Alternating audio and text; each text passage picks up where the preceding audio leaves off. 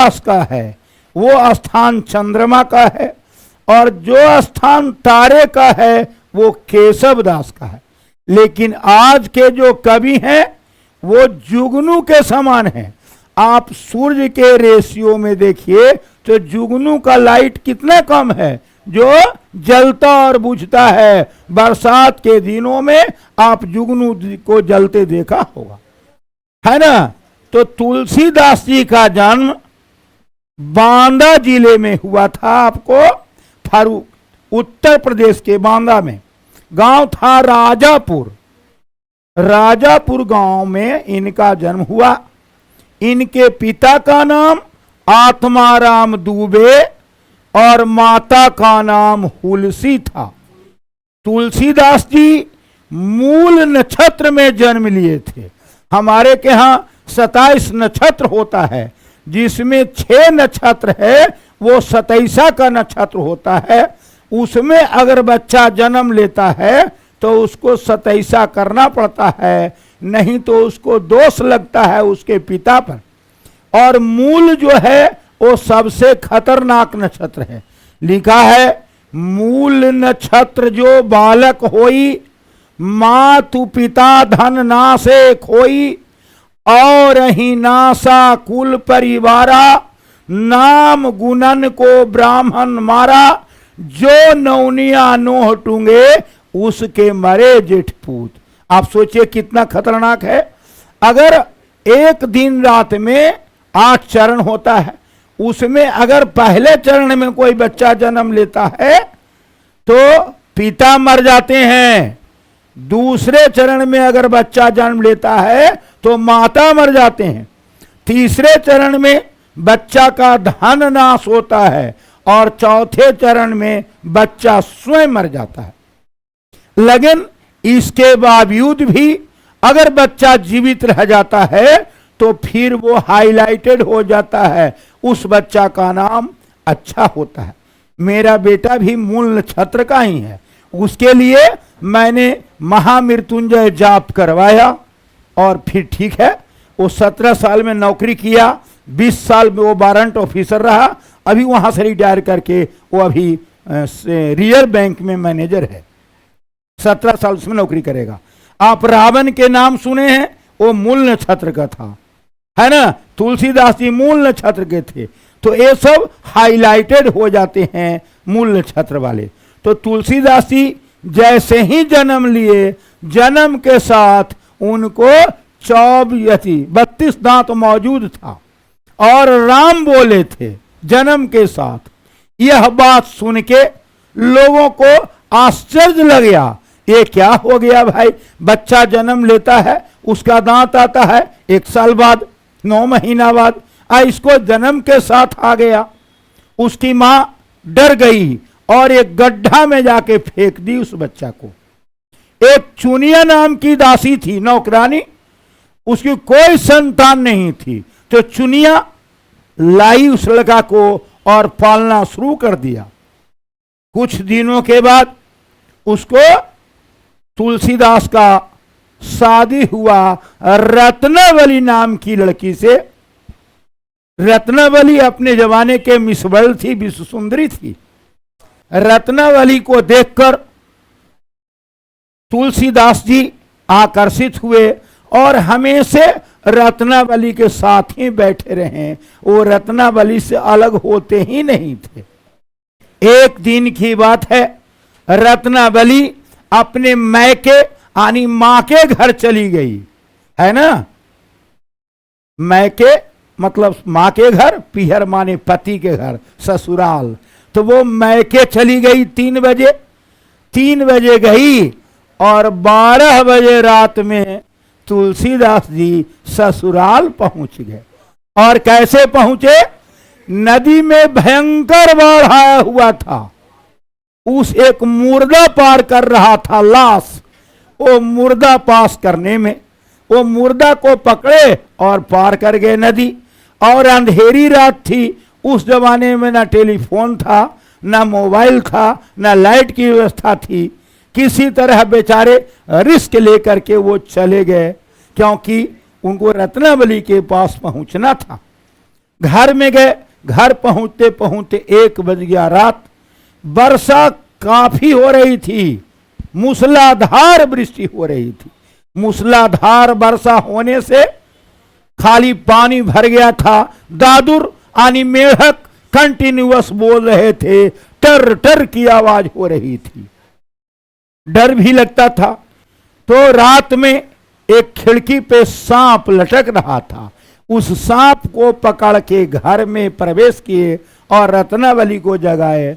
रत्नावली तुलसीदास को देखी तो उसके बहुत गुस्सा आ गई देखते, और कहती है, लाज न लागत आपको, दौड़े आए हूँ साथ, अधिक धिक ऐसा प्रेम को कहा करो मैं नाथ। अस्थि चर्म मैं देह ममा, ता में ऐसी प्रीति भगवान में क्यों न होती भव भीति। बोला, प्रभु आपको लाज नहीं लगता है? हमारे शरीर पर जितना आप प्रेम करते हैं, हमारा शरीर मांस और चमड़ा का बना हुआ है, इस मांस चमड़ा में जितना आपका प्रेम है, अगर इतना प्रेम भगवान में लगा देते तो प्रभु आपका कायाकल्प हो जाता। आपकी मानसिकता सोचिए। ये बात ठीक से बैठो। तुलसीदासी को बड़ा कटु लगा, बुरा लगा। वो एक क्षण भी नहीं ठहरे और वहां से रिटर्न हो गए, लौट गए, और लौट के घर नहीं आए, चले गए चित्रकूट। चित्रकूट महाराष्ट्र में है और इनका घर उत्तर प्रदेश में है, यूपी में बांदा। वहां से गए तो वहां एक मंदिर में रहने लग गए, पूजा पाठ करने लगे, और वहां मुफ्त में इनको भोजन मिलता था। वहीं भोजन किए, वहीं राम भजन करने लग गए। धीरे धीरे उनकी मुलाकात भगवान राम से हुई। भगवान को, राम को भी चंदन लगाते थे, लेकिन राम कोई पहचानते नहीं थे। तो हनुमान जी से कहा, प्रभु हम रोज आपकी सेवा कर रहे हैं, हमें राम से कब दर्शन होगी? कहा, तुलसीदास जी आप तो रोज राम को चंदन लगा रहे हैं। बोले, आज अगर आएंगे तो हमको बताइएगा कि यही राम है। कहा, ठीक। जब भगवान राम आए, चंदन लगा रहे थे, तो हनुमान जी ने कहा कि चित्रकूट के घाट पे भय संतन के भीर, आ तुलसीदास प्रभु चंदन रगड़े, तिलक देत राम रघुबीर। तब तुलसीदास से समझ गए कि ही राम है, उनको चंदन लगाए और उनको पैरों को पकड़ लिए, प्रभु मेरा कैसे कल्याण होगा, मेरा उद्धार कैसे होगा? तो राम जी ने कहा कि तुम रामचरितमानस लिखो। तक तुलसीदास जी कहते हमको कुछ नहीं आता है। कहते हैं, कविता विवेक एक नहीं मोरे, सत कहो लिखी कागद कोरे, शंभु प्रताप जगत जियहुलसी, आ रामचरित मानस कवि तुलसी। आनी बोले, हमको कोई कुछ लिखने का ज्ञान नहीं है। बोले कि तुम खाली पुस्तक पर हाथ रख दोगे, पुस्तक स्वतः लिखा जाएगी। वैसा ही हुआ। रात भर में पूरा रामायण भगवान शंकर लिख दिए और इस पर ही हाथ लग दिए। नाम छप गया तुलसीदास। आज तुलसीदास के नाम से वो रामचरितमानस विख्यात है। रामचरितमानस में आपको 7 कांड है, माने 7 चैप्टर। पहला है बालकांड, उसको आदि कांड भी कहते हैं। दूसरा है अयोध्या कांड। तीसरा अरण्य कांड, अरण्य माने वन जंगल, अरण्य कांड। चौथा किष्किंधा कांड। 5वां सुंदर कांड। 6ठा लंका कांड और 7वां उत्तर कांड। ये 7 कांड है। लेकिन वाल्मीकि रामायण जब लिखा गया तो वो संस्कृत में था, उसमें 8 कांड था और 8वां कांड का नाम था लवकुश कांड। यानी संस्कृत में रामायण है, उसमें 8 कांड है। कौन कौन? बाल कांड, अयोध्या कांड, अरण्य कांड, किष्किंधा कांड, सुंदर कांड, लंका कांड, उत्तर कांड और लवकुश कांड। लेकिन रामचरितमानस में 7 ही कांड है। बालकांड, अयोध्याकांड, अरण्यकांड, किष्किंधाकांड, सुंदरकांड, लंका कांड और उत्तरकांड, है ना। ये थे रामचरितमानस के रचयिता तुलसीदास जी। तुलसीदास की पत्नी का बहुत बड़ा योगदान है आज तुलसीदास को नाम करने में। उस दिन से फिर तुलसीदास पत्नी से नहीं मिले। सोचिए, वैराग्य ले लिए, पत्नी से उनका संपर्क टूट गया। लेकिन जरा गौर करके देखिए कि अगर तुलसीदास के रत्नावली नहीं मिलती तो आज वे तुलसीदास नहीं बनते, है ना। उनका वही बात अखर गया जो पंक्ति बोले, लाज न लागत आपको दौड़े आए हु साथ, धिक धिक ऐसा प्रेम को कहा करो मैं नाथ, अस्थि चर्म मैं देह ममा ता में ऐसी प्रीति भगवान में क्यों न होती भवभीति। ये पंक्ति तुलसीदास जी को कहां से कहां बना दिया। इसीलिए नारी का योगदान है पति को बढ़ाने में, यानी पत्नी पति को ऊपर की ओर ले जाती है, लेकिन आज की पत्नियां पति को पतन की ओर ले जाती है, उनको बढ़ने नहीं देती है ना। पहले के नारी और आज के नारी में देखिए, आज नारी वो अपने शौक मौज में पति का पूरा पैसा खर्च कर लेती है। आपको पता होगा, अम्मा गम्मा वाली कहानी पढ़े है ना। मगम्मा कही थी कि वही अच्छी पत्नी है जो अपनी पति से टोटल पैसा एक बार ले ले, आज जरूरत पड़ने पर 1-1.5 रुपया दे। अगर ऐसा करेगा तो पति कुत्ता की तरह घर में रहेगा और नहीं तो रोड पर घूमेगा, है ना। ये मगम्मा 100% सही बात बोली थी। आज वही हो रहा है। और पहले के लोग कितने महान थे, तो ये थे तुलसीदास जी का बैकग्राउंड।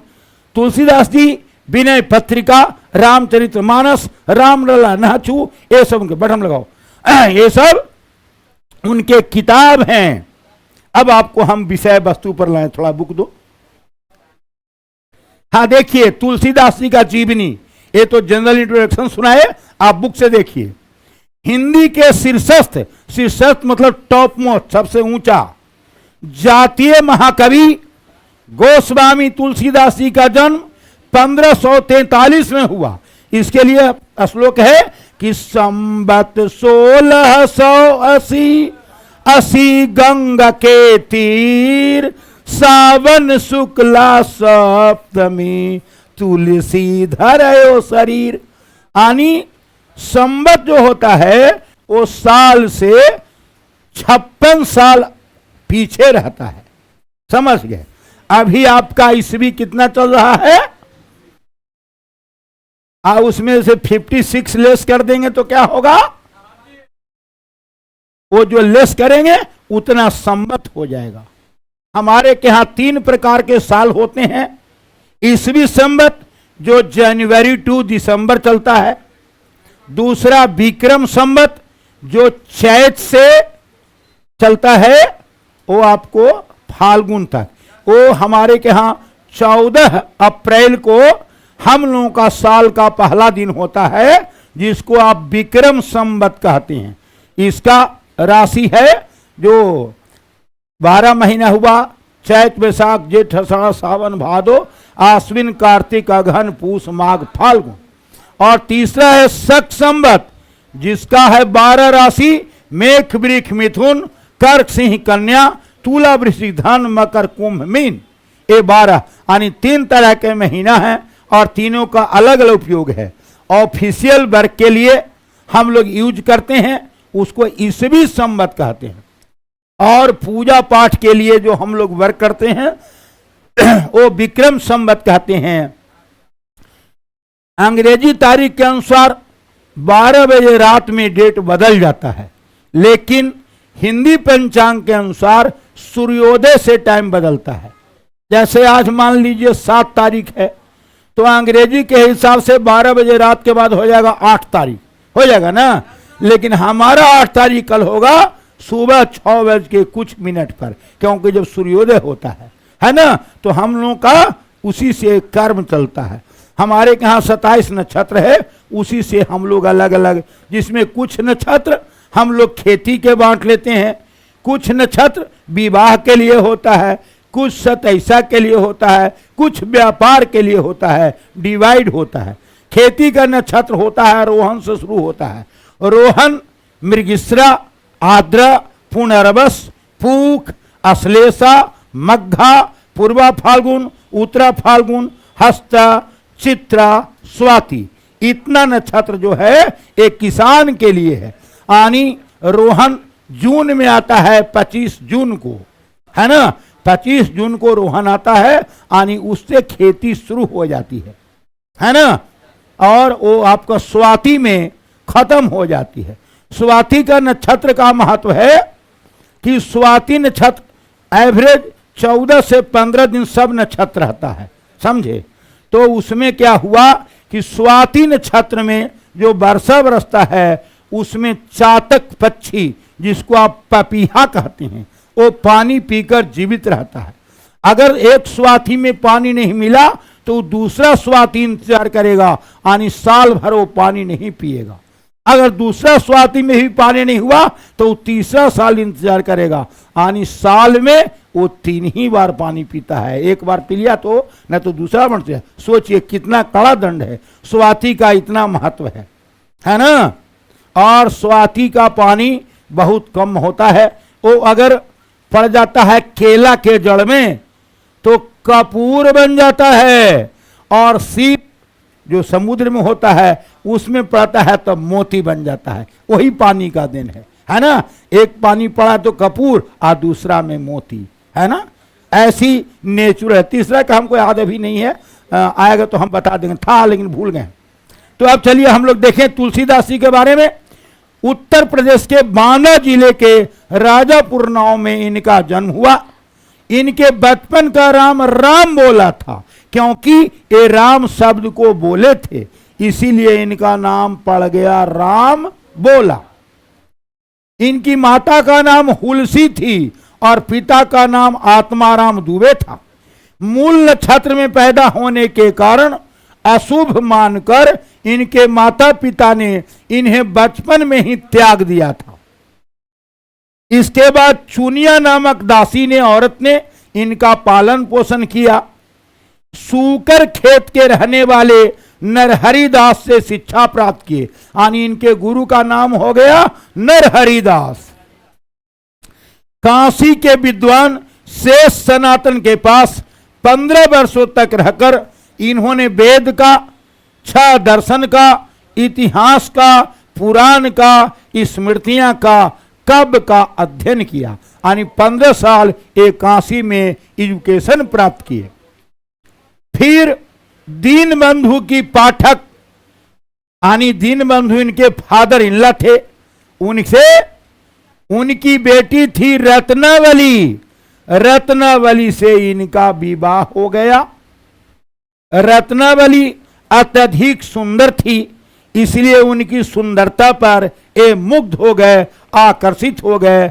उनके आसक्ति ने इन्हें फटकारा, डांट लगाया, और उसी फटकारा के बदल पर ये वैराग्य ले लिए। वैराग्य मतलब संन्यास। इन्होंने घर त्याग दिया, काशी से छोड़कर भारत के कई प्रमुख स्थान पर यात्रा की। तुलसीदास जी बड़ा विनम्र थे, मधुर भाषी थे, गंभीर थे और शांत स्वभाव के थे। अब्दुल रहीम खान खाना, महाराजा मानसिंह, नाभादास, दार्शनिक मधुसूदन टोडरमल इनके मित्र थे। थोड़ा सा पानी देखें बेटा, आगे बढ़ाएं। तो बोलिए, पहले के कवि अध्ययन करते थे तब इतना ज्ञान होता था।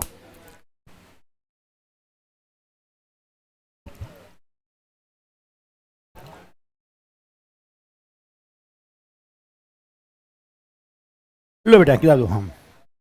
तो सुन ध्यान से। आनी पहले के जो कवि थे उनको विश्वास था। आप नाभादास के नाम पढ़े हैं, नाभादास के पाठ आपको पढ़ना भी। नाभादास इतने अच्छे व्यक्ति थे कि भगवान से उनको भी साक्षात्कार हो गया। कैसे? उनके पिताजी नाभादास को बोले कि बेटा हम आज बाहर जा रहे हैं अपने घर से, इसलिए ठाकुर जी को यानी विष्णु भगवान को तुम भोग लगा देना। कहा ठीक है। वो चले गए।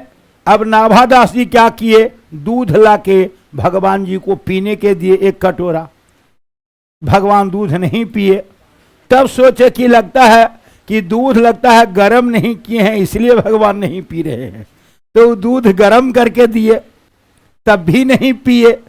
बोला कि भगवान दूध नहीं पी रहे, लगता है गुण नहीं दिए हैं, तो थोड़ा गुण ला के दे दिए, तब भी नहीं पिए। बोला कि लगता है हम हैं इसलिए नहीं पीते हैं, तो पर्दा लगा दिए, तो पर्दा लगाने के बाद भी दूध भगवान नहीं पिए। बोले अब क्या कमी रह गई। तब बोले भगवान जी अगर आप आज दूध नहीं पीजिएगा तो आज से हम भी कुछ नहीं खाएंगे, हम भी निराहार ही रहेंगे। नाभादास जी कुछ नहीं खाए, कल तक दूध रखा रहा।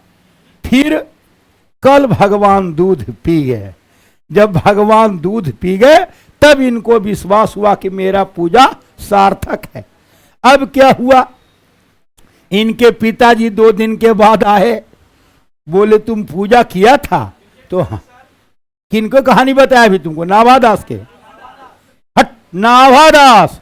तो नाभादास के पिताजी बोले तुम भगवान का भोग लगाया था? बोले हाँ दूध पिलाया भगवान, तो दूध पी लिए। नाभादास के पिताजी को आश्चर्य हुआ कि इतना दिन मैंने पूजा किया और आज तक भगवान हमको दर्शन नहीं दिए। आई कहता है कि दूध पी लिए, ये झूठ बोलता है ना। बोले कि चलो मेरे सामने दूध पियो, दिलाओ। तो भगवान दूध नहीं पिए।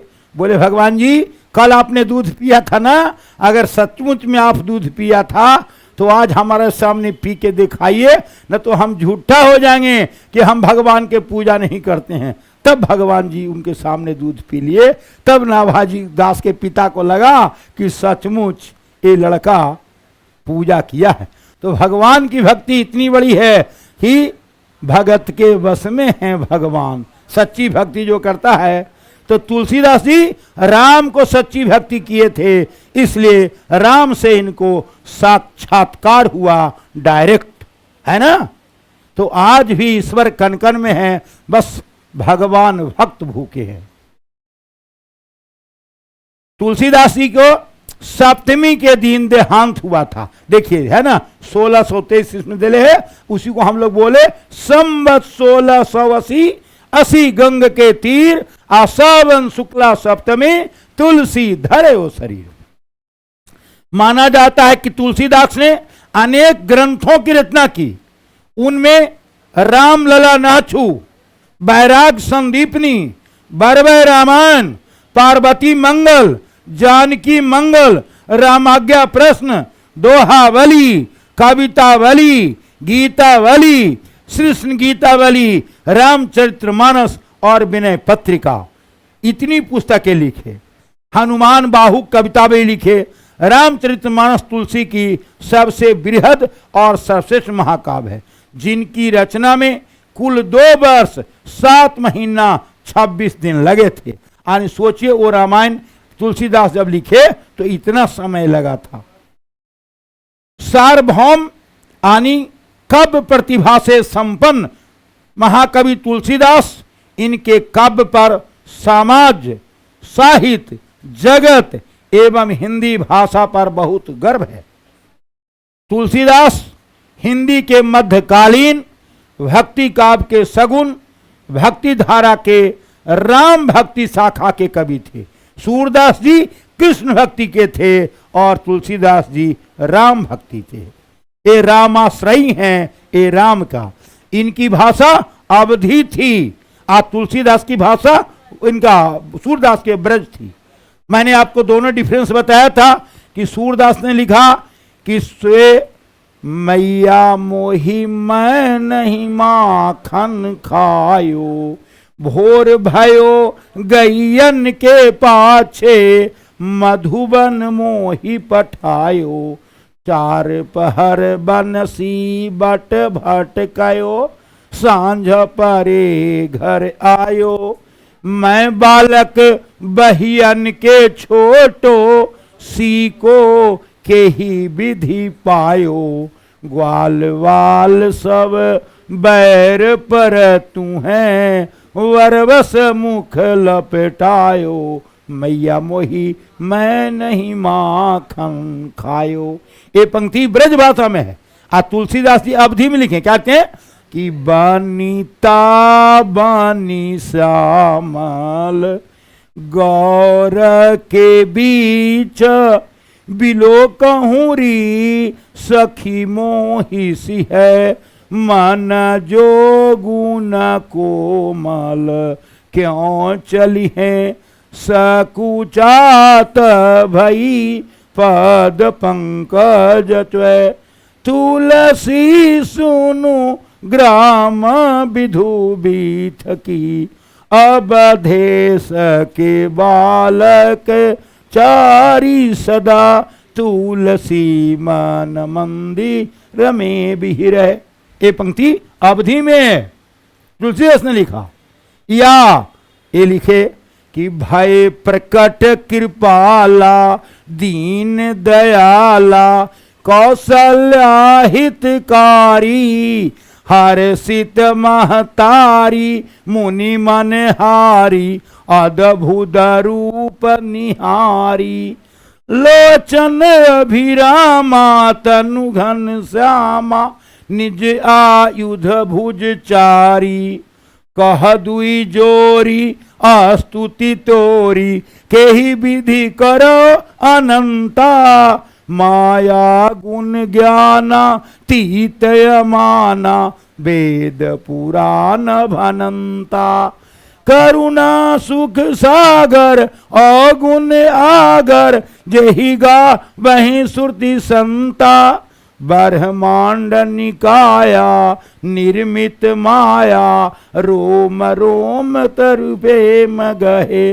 उपजा जब ज्ञाना प्रभु मुझसे कहना, चरित कही विधि कीन कहे, कही कथा सुनाई मातु बुझाई, तजहु रौपयतीता, कि जय शिशु लीला अति प्रिय शीला, यह सुख परम अनुपा, सुनी बचन सुजाना रोदन ठाना, होई बालक सुर भूपा, यह चरित जो गावहीं हरिपद पावहीं, तेन परहि भव कूपा, विप्रधेनु सुर संतहिता, लीझ मनुज अवतार, निज इच्छा निर्मित करी, माया गुण गोपाल सियावर, रामचंद्र शंकर जी भजो।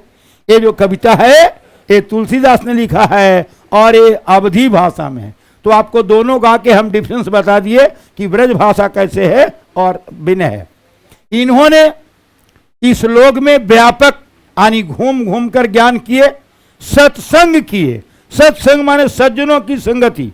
लिखा सात स्वर्ग अपवर्ग सुख, धारिये तुला इक अंग, तुले नता ही सकल मिली, जो सुख लभ सत्संग।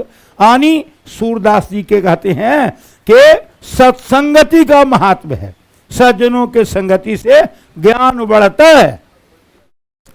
तुलसीदास बहुमुखा प्रतिभा संपन्न कवि थे। इनकी भाषा अवधी में और कुछ ब्रज भाषा में भी है। ये दोनों का प्रबंध किए हैं। हमारे के यहाँ दो काव्य होता है, प्रबंध काव्य और मुक्तक काव्य। ये दोनों में लिखे हैं। प्रबंध काव्य अवधी में और गीति गा ब्रज भाषा में। इन्होंने दोहा, सोरठा, चौपाई, बरबे, छंद का प्रयोग किए हैं। अब दोहा सुनिए, चौपाई डिफरेंस देखिए। दोहा कहते हैं कि घन घमंड गरजत घन घोरा, प्रियाहीन डरपत मन मोरा। ये पंक्ति जो है ये चौपाई है, ये आपको 24 मात्रा के है। अब दोहा सुनिए कि श्री गुरु चरण सरोज रज, निज मन मुकुर सुधारी, वरनो रघुबर विमल यसु, जो दायक फल चारी, बुद्धिहीन तनु जानी के सुमरो पवन कुमार। और बल बुद्धि विद्या देहु मोही हरहूं कलेश विकार। ये आपका दोहा था। तो दोहा चौपाई देख लिए। अब छंद कहते हैं बन बाग उप बन बाटिका सर कूप बापी सोहहि नर नाग कन्या भाल सब इति रूप मन मोहहि। एक चौपाई हो गया है ना। और अंत में बचा सोरठा। वो तो हम पहले भी सुना चुके थे कि आजू मिथिला नगरिया निहाल सखिया चारों दूल्हा में बड़े का कमाल सखी। ये आपका है, समझ गए। तो आपको हम चारों डिफरेंस बता दिए। इस तरह से गीति काव्य में इन्होंने लिखा है। तुलसीदास विनय पत्रिका के सीता खंड से अवतरित संबोधित किए हैं सीता को। ये श्री राम के उद्धार के लिए कहे। सीता का नाम जानकी है क्योंकि वो जनक की क्या थी, पुत्री थी। और उनके पिता का नाम था शीरध्वज। उनके पिता का नाम था शीरध्वज। लेकिन जो उस गद्दी पर बैठता था मन राजा, वो जनक कहलाता था। जैसे प्रधानमंत्री अभी हैं नरेंद्र मोदी, तो उनका पद है प्रधानमंत्री का। अगर ये हट जाएंगे दूसरा आदमी आएगा तो दूसरा प्रधानमंत्री होगा, तो पद तो ही रहेगा, आदमी हट जाएगा। तो जनक जो थे उनका नाम नहीं था, जनक क्या था, पद था। यानी प्रधानमंत्री के पद को हम जनक कहते थे। उनके नाम था शीरध्वज। तो शीरध्वज ससुराल में रहते थे मिथिला में। तो हुआ क्या कि रावण की पत्नी थी मंदोदरी। और रावण बड़ा दुराचारी राजा था। वो ऋषि से टैक्स लेता था, है ना। और वो टैक्स में ब्लड देते थे। वो ब्लड माने खून को जमा किया। जब जमा हुआ, एक दिन मंदोदरी सोई थी, उसको प्यास लग गया तो वो ब्लड ही पूरा पी गई और उससे वो गर्भवती हो गई, है ना, उस ब्लड के प्रभाव से। जब सीता आए यहां मिथिला में रावण के साथ, लेकिन ये बात केवल सीता ही जानती थी और कोई नहीं जानता था। तो सीता ने रावण से कहा आप गर्जन करके दिखाइए। तो वो अट्टहास गर्जन किए। रावण इतना गरजा कि उनका अवभर्षण हो गया, यानी वो गर्भ था वो नष्ट हो गया ब्लीडिंग होके। वो सीता वो घड़ा जो थी वो मिथिला में ही गाड़ दिया गया। इसीलिए रावण की ही बेटी हो गई सीता। और जब मिथिला में क्या हुआ कि वहां ऋषि का जो ब्लड गड़ा गया जिससे वर्षा पड़ा ही नहीं, तो वे ससुराल में थे। जनक जी को वहां ससुराल था। उनकी साली सरहज मजाक किया कि आप कैसे राजा हैं कि आपके आने के बाद यहाँ एक बूंद पानी नहीं पड़ा है। बोले क्या करें? बोले आप सोना का हल बनाइए और जोतिए तब वर्षा पड़ेगा। बेचारा सोना का हल बनाए, उसका होता है नाम सीत। वही सीत से टकरा गया वो घड़ा तो सीता निकल गई, उसका नाम पड़ गया सीता, है ना। सीता उनकी पृथ्वी से जन्मी बेटी है, उनकी पत्नी से जन्मी बेटी नहीं। उनकी जन्मी बेटी है उर्मिला। उनकी दो बेटी हो गई सीता और उर्मिला। और उनके भाई थे कुशध्वज, उनकी दो बेटी थी मांडवी और सुरती कीर्ति। तो राम का विवाह सीता से, लक्ष्मण का विवाह उर्मिला से, भरत का विवाह मांडवी से और सुरती कीर्ति का विवाह शत्रुघ्न से। उधर से 4 बहन और इधर से 4 भाई हो गए। इस तरह सीता की शादी हुई। तुलसीदास जी इसी को समझाए हैं और इसको हम लोग अभी पंक्तिबद्ध देखेंगे। देखिए कहते हैं कबहुक अम्ब अवसर पाई। एक है ना कि अवधी भाषा में थोड़ा दिक्कत है, इसको समझिएगा। कबहुक माने कभी, अम्ब माने मां, मेरियो माने मेरी, मतलब कबहू अम्ब अवसर पाई मेरियो, सुधी धाय वो कछु करुण कथा चलाई। यानी तुलसीदास जी कहते हैं माता सीता से कि हे माता सीता, आप हमारे बारे में राम से कहिएगा कि तुलसीदास जी आपका भक्त हैं, तब हमारा उद्धार होगा। क्योंकि पत्नी के बाद पति सुनते हैं तो हमारी बात को राम सुनेंगे, आप कहिएगा तब, ऐसे नहीं सुनेंगे। ये तुलसीदास जी कह रहे हैं। किससे? माता सीता से। क्या कहते हैं? कबहू कभी माने कभी समय मिले, अम्ब माने मां, अवसर मिलने पर, मेरियो यानी मेरी, सुधी माने हमारी यादगारी, उनसे कहिएगा। धाई भी माने याद दिलाइएगा। क्या? कछु करुण कथा चलाइए, और कुछ करुणापूर्ण कहानी उनके सामने कहिए। क्या कहिए? दीन सब अंगहीन, दीन माने गरीब, यानी तुलसीदास कहते हैं मैं गरीब हूं, सब अंगहीन, हम कोई अंग से भी प्रभावित नहीं है, मेरा अंगहीन है। छीन, मैं दूषित हूं, मलिन हूं, है ना, मलिन माने गंदा। अघी, पापी हूं। अघाइये माने बहुत ज्यादा पापी हूं। नाम ले भरे उदर, केवल भगवान के नाम लेके उदर आनी पेट को हम भर रहे हैं, है ना। नाम ले भरे उदर, एक प्रभु दासी दास कहाइए। हे प्रभु, हम आपके दासी हैं, ऐसा उनको कहिएगा। ये तुलसीदास जी माता सीता से कह रहे हैं कि माता सीता, आप हमारे बारे में राम जी से कहिएगा कि हम ऐसा व्यक्ति हैं और वो हम पर कृपा करें। समझ रहे हैं ना। और क्या कहते हैं? बूझे सो कौन, कही वो नाम दशा जानिए। क्योंकि आप कहिएगा तो मेरी बातों को सुन के ध्यान देंगे, आप नहीं करिएगा तो हम तो अब आगे रह जाएंगे। सुनत राम कृपाल के, यानी राम कृपालु हैं, दयालु हैं, वो सुन मेरी बिगाड़ियों बनी जाइयो, यानी मेरा जो बिगड़ा हुआ समय है वो बन जाएगा जब राम चाहेंगे। तुलसीदास जी कहते हैं कि हे मां सीता, हमारे व्याख्यान राम तक आप पहुंचाइएगा तो मेरा जो भविष्य बिगड़ा हुआ है उस भविष्य को बन जाएंगे।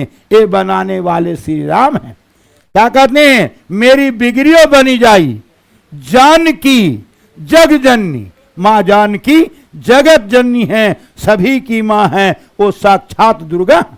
जानकी जग जननी, जन के किए वचन सुहाइए, वो जन के लोगों को वचन को स्वीकारते हैं, सबको जना देते हैं।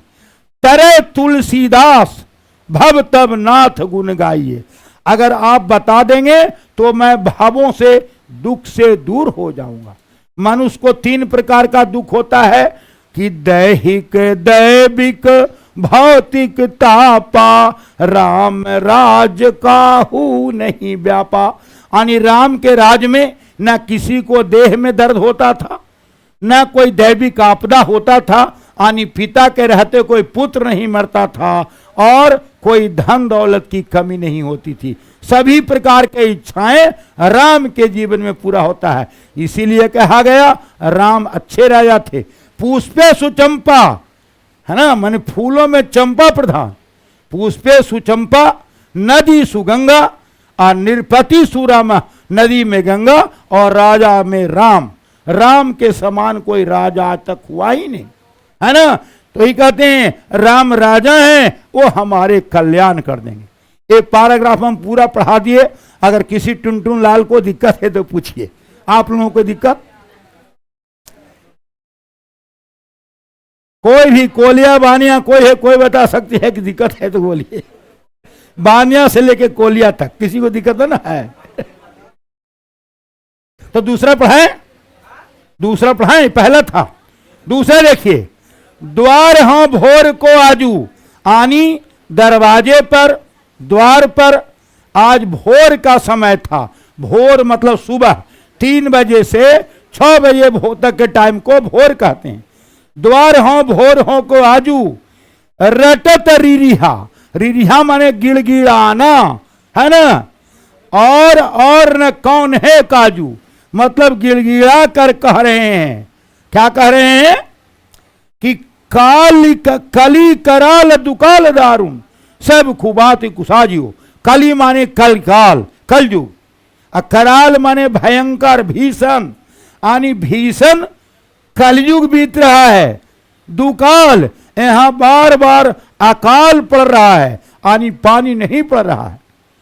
दारुण, और एक कठिन भयानक दुख देने वाला है। सब कुभातु समाजू, और समाज अव्यवस्थित हो गया है। आदर्श समाज नहीं है, क्योंकि इस समाज में कोई किसी के बात सुनने वाला नहीं है। इसको अव्यवस्थित करते हैं। तो कली कराल दुकाल दारुण सब कुभाति कुसाजू, यानी पूरा समाज जैसे तैसे हो गया है, अव्यवस्थित हो गया है, कोई किसी को बात मानने वाला नहीं। नीच जन मन ऊंच, कैसे कोढ़ पे की खाजू। छोटा आदमी है लेकिन वो बड़ी बात करता है। और जैसे कोढ़ में, कोढ़ माने लेप्रोसी, जिसको लेप्रोसी होगा वो तो बीमारी है, और उसमें अगर खुजली हो जाएगा तो और बीमारी बढ़ जाएगी। देखते हैं, आपको कहीं खुजलाता है शरीर तो खुजलाने में आपको आनंद आता है, लेकिन खुजलाने के बाद भयंकर दर्द। इसीलिए कहते हैं खुजली के बारे में, है ना, कि खून बहता है ना। तो वो कहते हैं कि नीचे व्यक्ति कोढ़ में खाज के समान है। कोढ़ तो ऐसे ही बीमारी है, और उसमें नोचनी हो गया है ना, तो वही कहते हैं खुजली से खुजला रहे हैं। नीच जन मन, लोग का नीचा विचार है, और सोचते हैं हम ऊंचा बन जाए, जैसे कोढ़ में की खाजू है। हरि हिया में, और हरि मतलब ईश्वर, हरि माने कराह, यानी भगवान को कराह रहे हैं, लेकिन सदियों बुझी समाज को। और सज्जन जो हैं उस समाज से निवेदन कर रहे हैं कि हे प्रभु, आप दारुण दुख को हरिए। दारुण माने भयानक दुखों को दूर कर दीजिए, नहीं तो समाज का संकित है।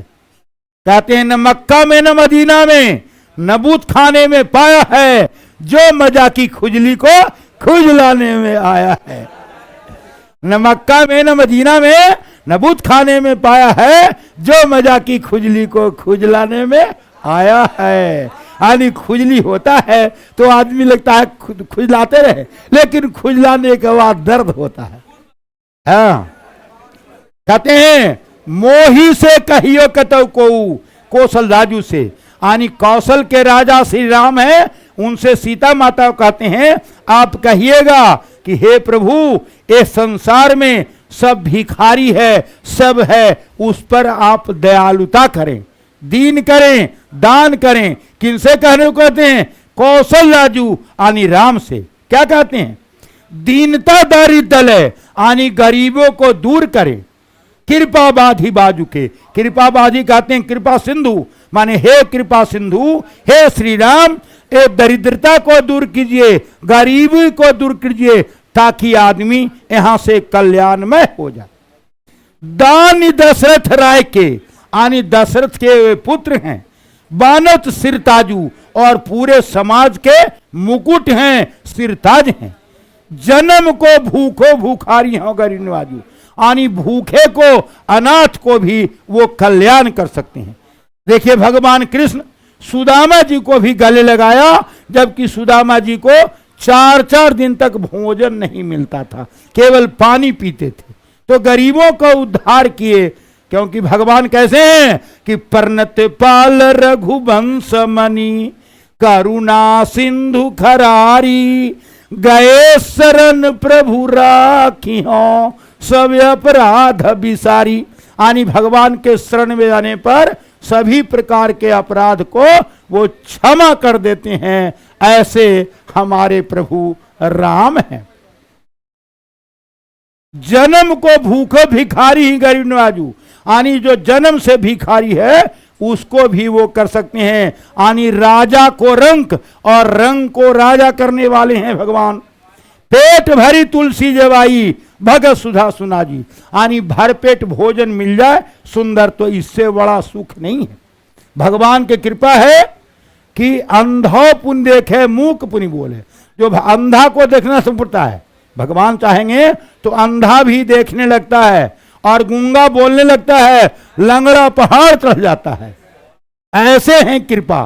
तो कृपालु नाथ को है ना, कौशल नाथ को हम बार बार नमस्कार करते हैं। ऐसा तुलसीदास जी ने माता सीता से कहा। समझ गए? क्वेश्चन लिखो।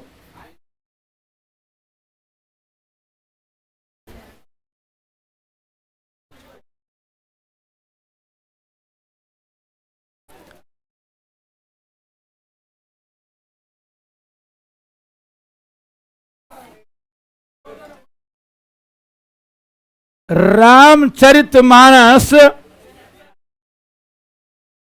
रामचरितमानस किनकी कृति है? रामचरितमानस किनकी कृति है? हाँ, कृति। का में क्री नीचे वाला देना, का में नीचे क्री, जैसे कृषि होता है वैसे कृति है। देखिए, तुलसीदास किस शाखा के कवि हैं? तुलसीदास, अरे बोले ना कि रामचरितमानस किनकी कृति है, पहला। और दूसरा लिखो, तुलसीदास किस शाखा के कवि हैं? हाँ, शाखा कवि हैं। तुलसीदास की पद किस भाषा में लिखी गई है?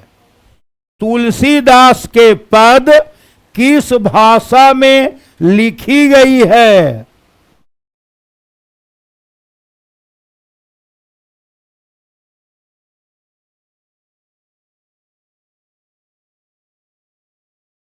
राम स्वभाव से कैसे हैं?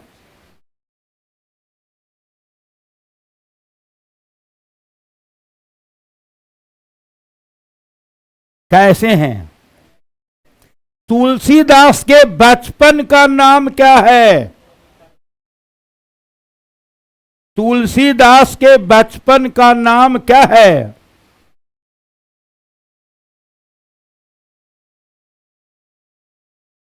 तुलसीदास की पिता का नाम क्या है?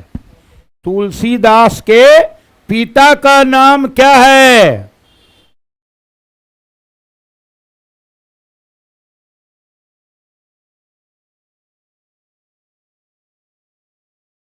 तुलसीदास के माता का नाम क्या है?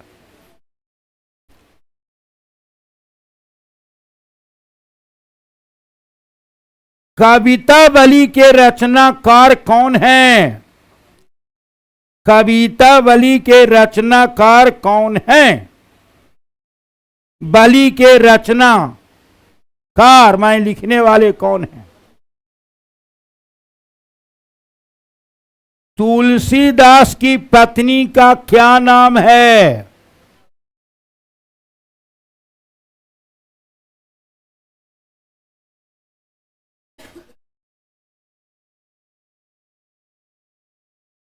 तुलसीदास का जन्म किस ईस्वी में हुआ? तुलसीदास का जन्म किस ईस्वी में हुआ?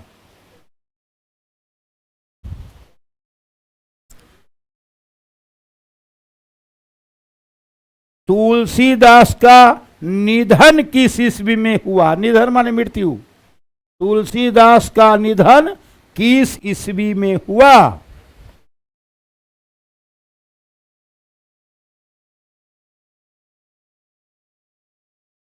तुलसीदास के मित्रों के नाम लिखें। तुलसीदास के मित्रों के नाम लिखें।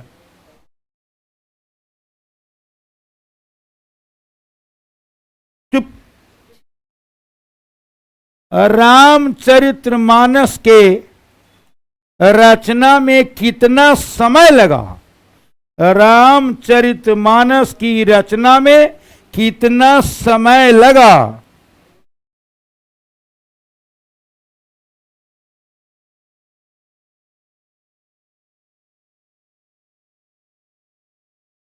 तुलसीदास की प्रतिपालिका दासी कौन थी? तुलसीदास की प्रतिपालिका दासी कौन थी? हाँ, प्रतिपालिका मतलब कौन पालन की थी? दासी कौन थी? रत्नावली के पिता का नाम क्या है? रत्नावली के पिता का नाम क्या है?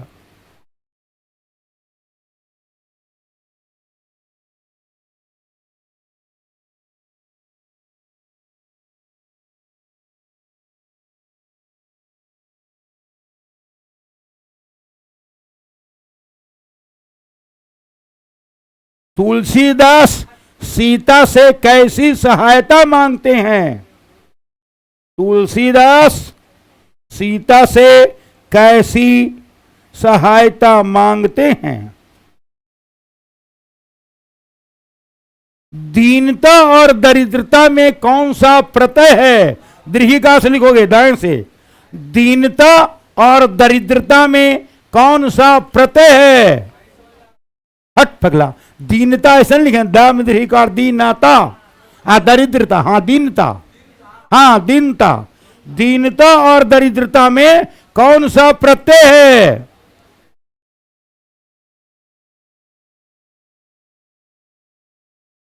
किनके नाम सुनते ही काम बिगड़ा काम बन जाता है? किनके नाम सुनते ही बिगड़ा काम बन जाता है?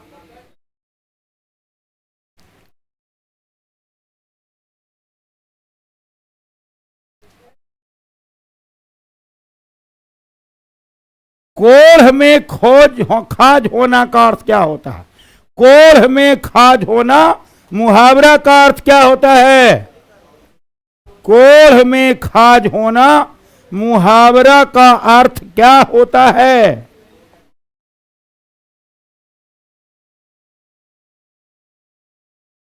कोढ़ में खाज होना मुहावरा का अर्थ क्या है? हो गया। समझिए, कोई दिक्कत? ये सब बना लिए, कहां दिक्कत है बोलो? मुहावरा का अर्थ क्या है?